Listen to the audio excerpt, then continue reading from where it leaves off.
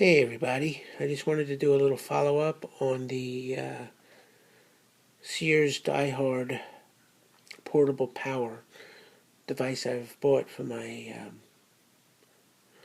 CPAP machine to power it. I just wanted to answer a couple of questions that I've been getting on this particular device. Um, this particular device over here has now been sitting in a box for about a month.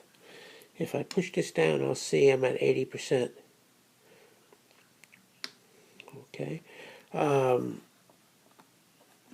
You can charge this by plugging it into your car, by coming out of your car lighter and coming into this battery port over here, 12-volt port, and that works fine. The only thing is there's no thing that is going to shut it off in that circuitry when it's already charged, when it's fully charged. Okay, so I recommend plugging it into the wall. Of course, you can use that 12 volt if you don't have power and you're in a state of emergency, your power is out and you need to charge it. And you could charge it, in your car, going back and forth to work or whatever it is that you're doing. That works perfectly fine. Now, the way you plug this in to charge it, so on the back of the device, there's a plug there. There are there's an older version of this exact same model that has a cord that plugs in that's not plugged in this way. This is the newer version of this model. So what you need to do is you need to get an extension cord like that, and you need to plug it in to get it to charge. Okay, now that it's plugged in, I'm going to flip this around, and if I turn that on the top over, I can see I'm at 80% charged right now. And you could watch that go up if you want, or you could just leave it off, which I usually do, and press this button down to see how it is. Now, typically what I do is I'll let that sit now for 3 days, or 2 days, and I do this every month. So what do? I put a reminder in my Microsoft Outlook calendar to say, remind me the 1st of every month, or the 15th of every month, or whatever it is that you want to do, to remind you to do this every month, because this is a great device, but if you don't have it charged for when you need it, that's not good. And if you don't remember to do this every month, the battery will eventually die. These kind of batteries are not the deep cycle batteries that could go all the way down and recharge. These batteries need to be kept in a state of charge. So you need to remember to do this every month. Plug it in and charge it up. Now it's at 84%. And you can see it starting. We'll take a look. See it starting to go up as it's charging. Now, even though it might reach 100 or in the 90s or whatever, I'm going to leave that thing plugged in for at least a day or 2 or 3. You usually do like 3 days. And let that continue to charge up all the way. It's a pretty awesome little device. People have asked me questions like, how long does it last if you needed to use it? And I know I made a comment that it will last, but you have to have realistic expectations with this device.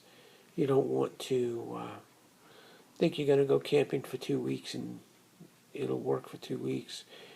I would make sure if I had an emergency, I would charge this thing every single day. Make it, stay charged every single day. I've gotten 2 days without a charge. When I talk about 2 days, I'm talking about hooking up a CPAP machine to it. 2 days straight. roughly 8 hours a night sleep, 6 to 8 hours a night sleep, and it's worked fine for those 2 days.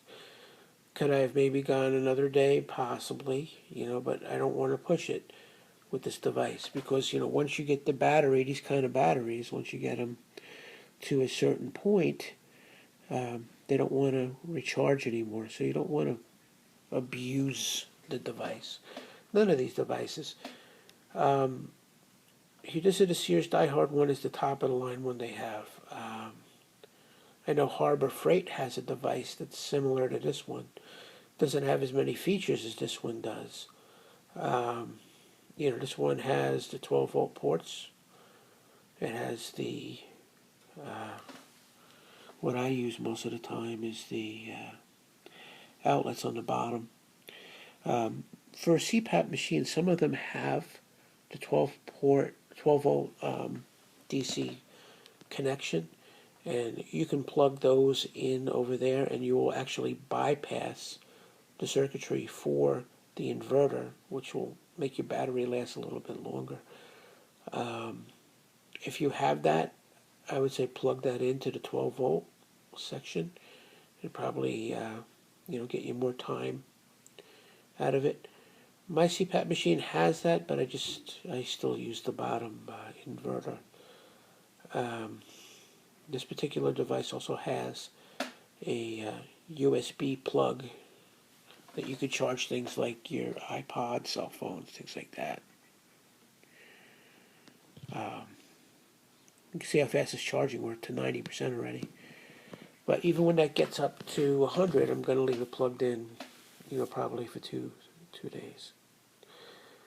The plug in the back, when you plug it in the back, it does allow you to have the benefit of the circuitry in the device that doesn't allow it to overcharge. It shuts off at a threshold once it's fully charged. The 12-volt ports don't have that. So if you use the 12-volt ports to charge, you just want to make sure you unplug it after you're at 100%. Of course, if you use this for other things like jump starting your car, and I actually used it for that and it worked out really, really great.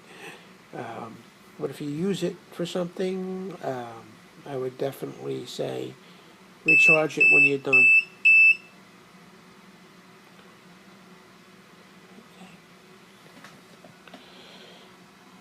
91%.